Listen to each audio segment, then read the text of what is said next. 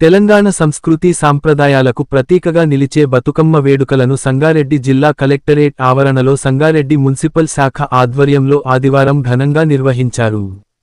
మహిళలు సాంప్రదాయబద్ధంగా తీరొక్క పూలతో బతుకమ్మలను పేర్చి నృత్యాలు చేస్తూ ఆనందంగా వేడుకల్లో పాల్గొన్నారు. బతుకమ్మ వేడుకలు తెలంగాణ ఆత్మను ప్రతిబింబిస్తూ సమాజంలో ఐక్యత, స్నేహభావం పెంపొందించే వేదికగా నిలుస్తాయని మహిళా ఉద్యోగులు పేర్కొన్నారు.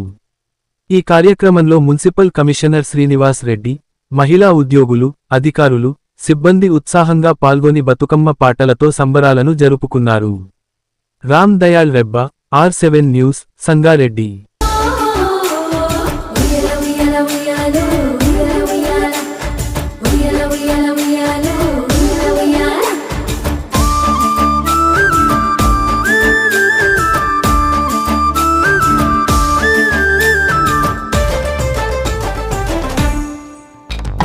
తుంకులాడాలే దుమ్మూరే పాలే ఈ ఏడు బతుకమ్మ పండుగ ధూమ్ధాం చెయ్యాలే.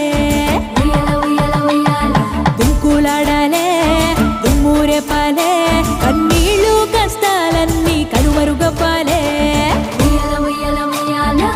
తీరొక్క పువ్వులు పెట్టి నూటొక్క మొక్కులు మొక్కి, తీరొక్క పువ్వులు పెట్టి నూటొక్క మొక్కులు మొక్కి, తెలంగాణ ఆడబిడ్డల సంబురమే గాంబరమంటగా ధూమ్ధాం ధూమ్ధాం దరువై. తుంకులాడాలే దుమ్మూరే పాలే ఈ ఏడు బతుకమ్మ పండుగ. బతుకమ్మ పండుగ ఇది తెలంగాణకే ప్రముఖమైన పండుగ. ప్రపంచంలో ఎక్కడా కూడా ఇటువంటి పండుగ మనం చూసుండం. ఈ తెలంగాణ మహిళల ఆత్మగౌరవంతో ముడిపడి ఉన్న పండుగ.